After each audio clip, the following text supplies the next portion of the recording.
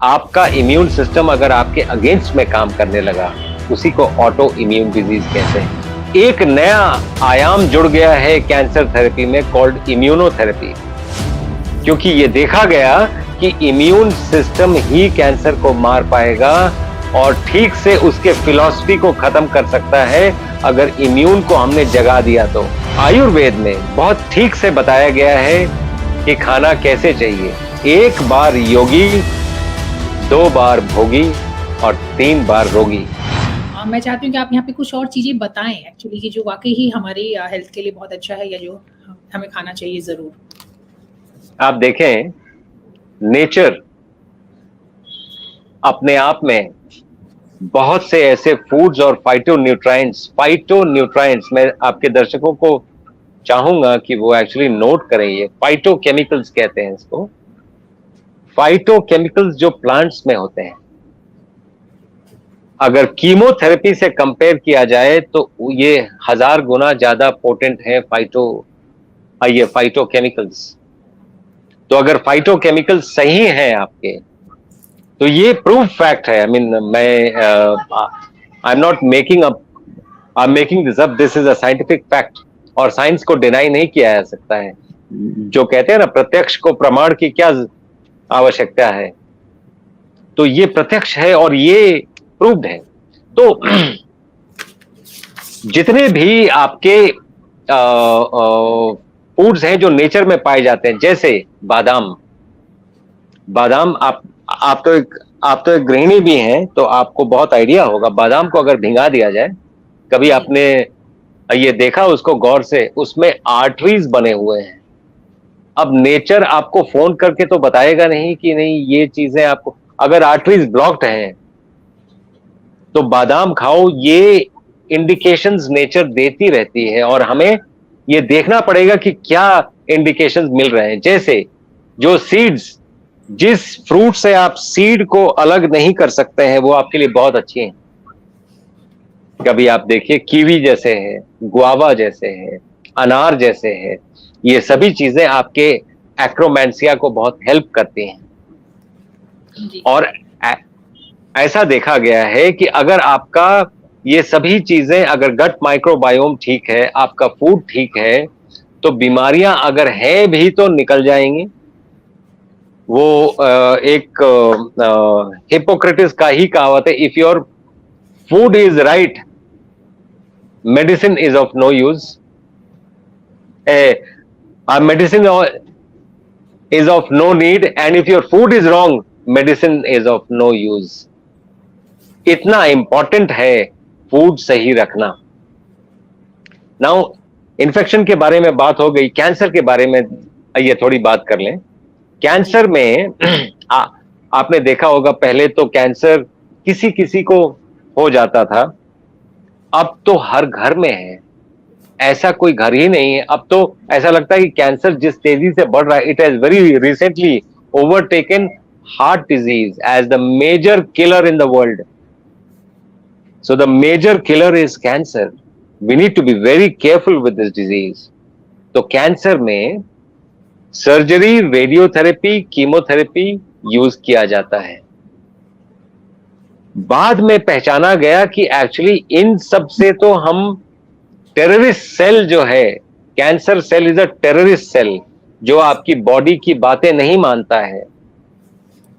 तो टेररिस्ट को किल करके टेररिज्म तो मरा नहीं, टेररिज्म जाएगा नहीं। टेररिस्ट को किल करके हमारे जितने भी फेनोमेनन अब तक थे, सब टेररिस्ट को किल कर। सर्जरी मतलब काट के निकाल दो, रेडियोथेरेपी मतलब जला दो, कीमोथेरेपी मतलब पॉइजन कर दो।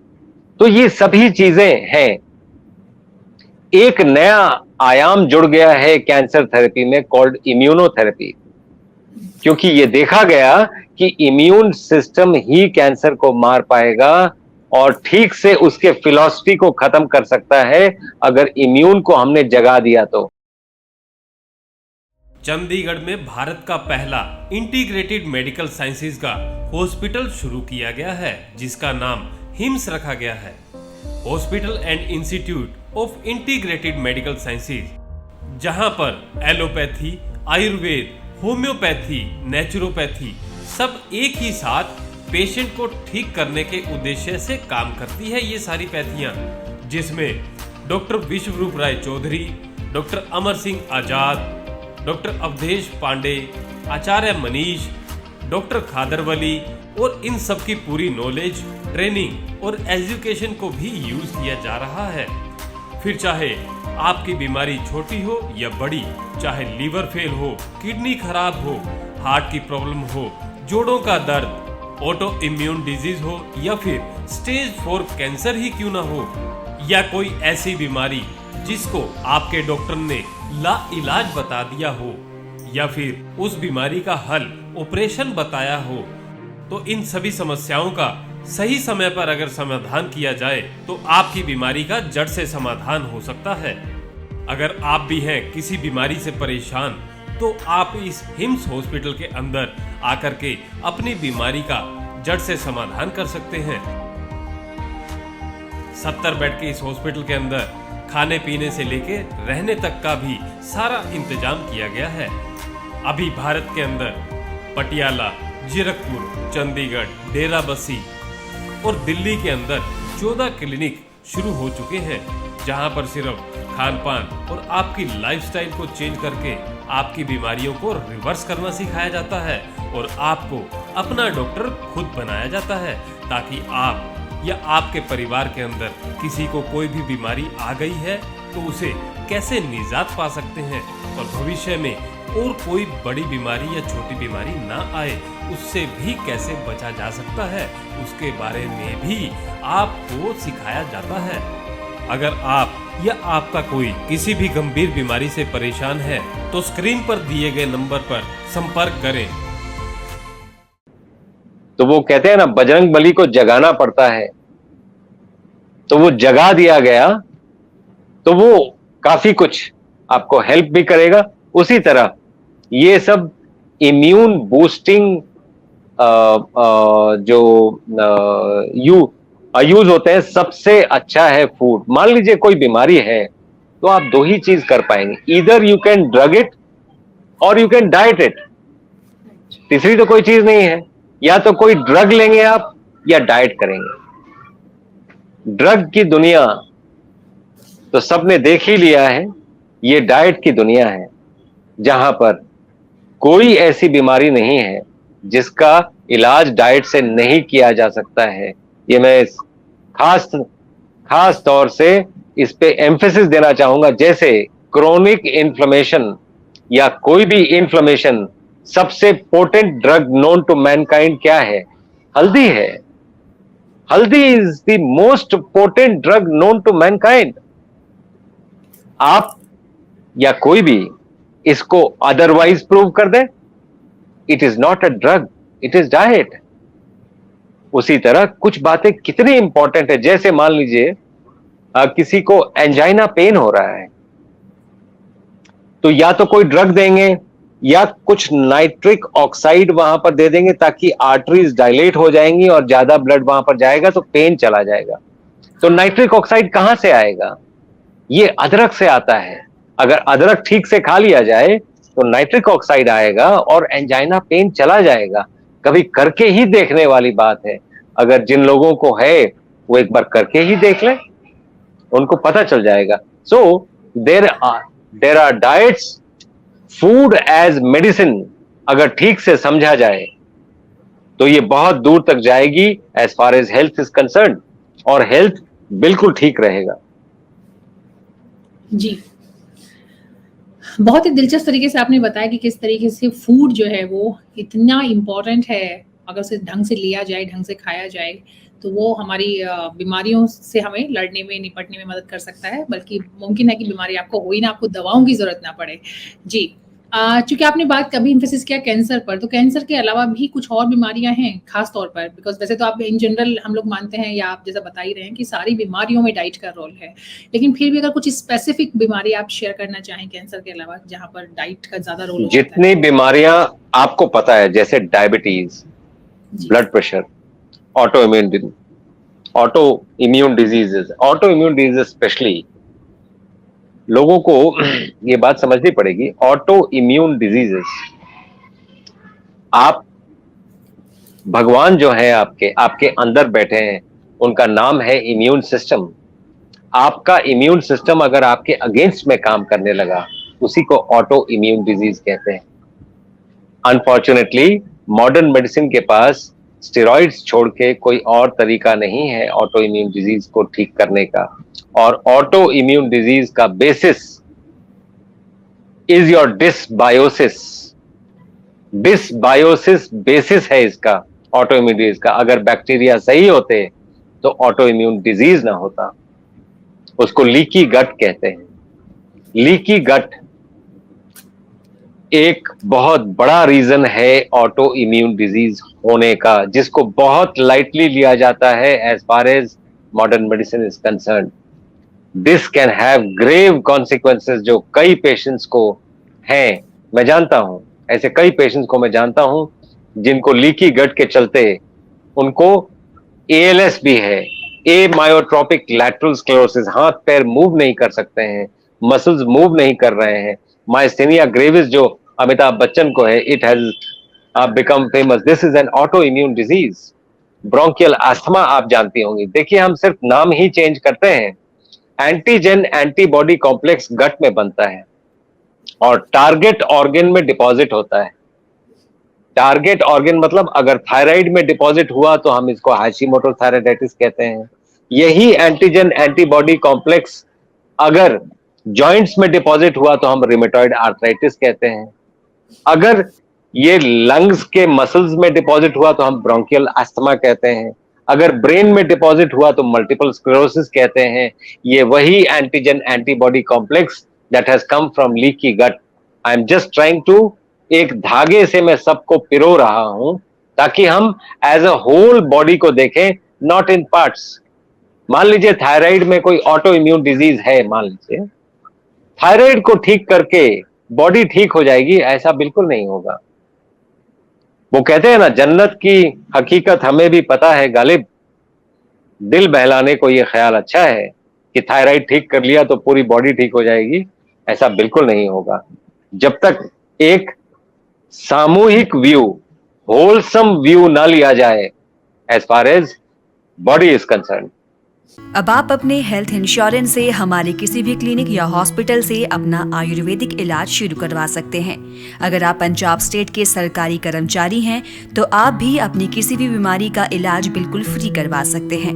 हमारे पूरे भारत में 165 से अधिक शुद्ध आयुर्वेदिक क्लिनिक हैं। अपनी नजदीकी क्लिनिक का पता जानने के लिए नीचे दिए गए नंबर पर अभी कॉल करें। गट को ठीक कर लें तो शायद सारी बीमारियां दूर हो सकती हैं, जी लगभग। जी, ये हम लोगों ने आपने भी बीमारी के बारे में बताया कि किस तरीके से ऑलमोस्ट सारी बीमारियां जो है वो कहीं ना कहीं आपकी गट से रिलेटेड है, आपकी जो डाइट है उससे रिलेटेड है। अब मैं चाहती हूँ कि आप हमारे व्यूअर्स को एक बार बता दें नटशेल में कि एक हेल्दी डाइट में किन बातों का ख्याल। हमने टुकड़े टुकड़ों में बात की है कि किस तरह से रॉ खाना खाना चाहिए, कौन कौन से जो हर्ब्स हैं वो इंपॉर्टेंट हैं, लेकिन एक ओवरऑल अगर एक डाइट में एक दिन की पूछना चाहूँ आपसे, हालांकि चेंजेस होते हैं, हर किसी घर की डाइट अलग होती है, लेकिन एक मोटा मोटा आइडिया मैं चाहती हूँ कि आप जरूर दें कि ये चीजें जरूर होनी चाहिए और इस तरीके की डाइट होनी चाहिए ओवरऑल, चाहे वो खाने का तरीका है या बाकी चीजें हैं, वो भी आप इसमें बताएं। मैं एक डायबिटीज के संदर्भ में इसलिए बताऊंगा कि डायबिटीज के संदर्भ में अगर बताया जाए तो बात बिल्कुल समझ में आती है। Am I audible to you? Yes yes, perfect. जी जी। अगर इंटरमिटेंट फास्टिंग आपने सुना होगा जी, तो डायबिटीज में अगर देखा जाए तो प्रॉब्लम ब्लड शुगर का नहीं है, जो कि मैक्सिमम लोग ब्लड शुगर प्रॉब्लम बोलते हैं। ना ब्लड का प्रॉब्लम है ना शुगर का प्रॉब्लम है। जब हम कुक्ड फूड खाएंगे या सिंपल शुगर्स खाएंगे तो ब्लड में शुगर का लेवल बढ़ेगा और ये प्रोटेक्टिव है, ये बढ़ना भी चाहिए। प्रॉब्लम क्या हो रही है कि ये जो अपना ये जो ब्लड शुगर में जो लेवल, जो ब्लड में शुगर का लेवल ये बढ़ रहा है, बॉडी इस शुगर को सेल के अंदर नहीं पहुंचा पा रही है। तो क्या नहीं पहुंचा पा रहा है? इंसुलिन। तो बॉडी में जब भी आप खाएंगे इंसुलिन पैंक्रियास से निकलेगा। इंसुलिन का भी स्पाइक सही है, लेकिन इंसुलिन इस शुगर को ब्लड से लेके सेल में नहीं पहुंचा पा रहा है, उसको इंसुलिन रेजिस्टेंस कहते हैं। तो डायबिटीज में प्रॉब्लम इंसुलिन रेजिस्टेंस का है। तो इंसुलिन रेजिस्टेंस जाएगा कैसे? अगर आप 7.5 या 8 घंटे का गैप 2 खाने के बीच में दे दें, तो बॉडी अपने आप इंसुलिन को मेटाबोलाइज कर लेती है और ज्यादातर डायबिटीज ठीक हो जाते हैं।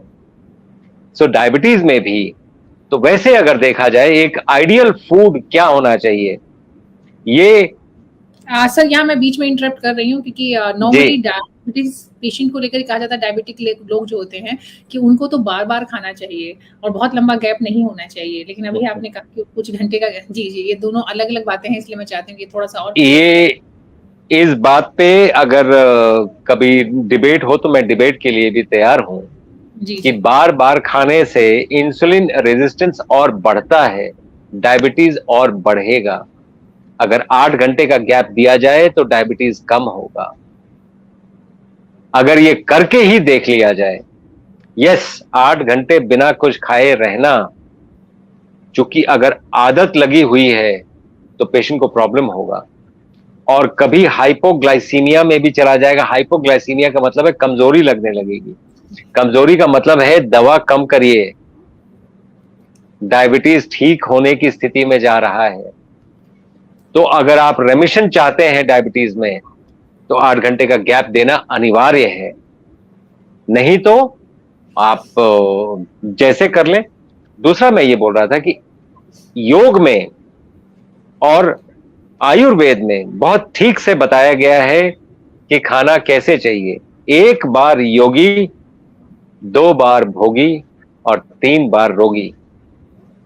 अगर आप 3 बार खाना खा रहे हैं तो रोग होने की संभावना ज्यादा है। अगर 2 बार खाना खा के काम चल रहा है तो इस संसार में आप बिना रोग के रह सकते हैं।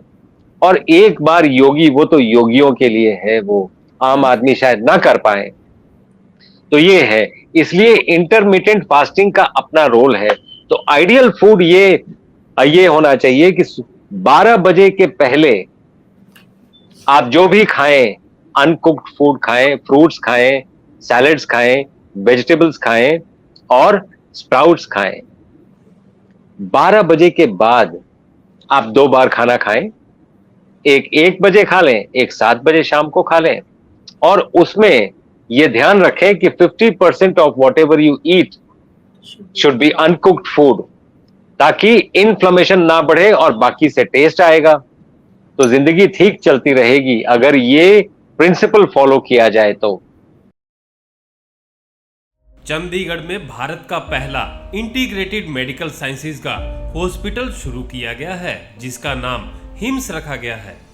Hospital and institute of integrated medical sciences, जहां पर एलोपैथी, आयुर्वेद, होम्योपैथी, नेचुरोपैथी सब एक ही साथ पेशेंट को ठीक करने के उद्देश्य से काम करती है। ये सारी पैथियां, जिसमें डॉक्टर विश्वरूप राय चौधरी, डॉक्टर अमर सिंह आजाद, डॉक्टर अवधेश पांडे, आचार्य मनीष, डॉक्टर खादरवली और इन सब की पूरी नॉलेज, ट्रेनिंग और एजुकेशन को भी यूज किया जा रहा है। फिर चाहे आपकी बीमारी छोटी हो या बड़ी, चाहे लीवर फेल हो, किडनी खराब हो, हार्ट की प्रॉब्लम हो, जोड़ों का दर्द, ऑटो इम्यून डिजीज हो या फिर स्टेज 4 कैंसर ही क्यों ना हो, या कोई ऐसी बीमारी जिसको आपके डॉक्टर ने लाइलाज बता दिया हो, या फिर उस बीमारी का हल ऑपरेशन बताया हो, तो इन सभी समस्याओं का सही समय पर अगर समाधान किया जाए तो आपकी बीमारी का जड़ से समाधान हो सकता है। अगर आप भी हैं किसी बीमारी से परेशान, तो आप इस हिम्स हॉस्पिटल के अंदर आकर के अपनी बीमारी का जड़ से समाधान कर सकते हैं। 70 बेड के इस हॉस्पिटल के अंदर खाने पीने से लेके रहने तक का भी सारा इंतजाम किया गया है। अभी भारत के अंदर पटियाला, जीरकपुर, चंडीगढ़, डेराबस्सी और दिल्ली के अंदर 14 क्लिनिक शुरू हो चुके हैं, जहां पर सिर्फ खान पान और आपकी लाइफस्टाइल को चेंज करके आपकी बीमारियों को रिवर्स करना सिखाया जाता है और आपको अपना डॉक्टर खुद बनाया जाता है, ताकि आप या आपके परिवार के अंदर किसी को कोई भी बीमारी आ गई है तो उसे कैसे निजात पा सकते हैं और भविष्य में और कोई बड़ी बीमारी या छोटी बीमारी ना आए उससे भी कैसे बचा जा सकता है, उसके बारे में भी आपको सिखाया जाता है। अगर आप या आपका कोई किसी भी गंभीर बीमारी से परेशान है तो स्क्रीन पर दिए गए नंबर पर संपर्क करें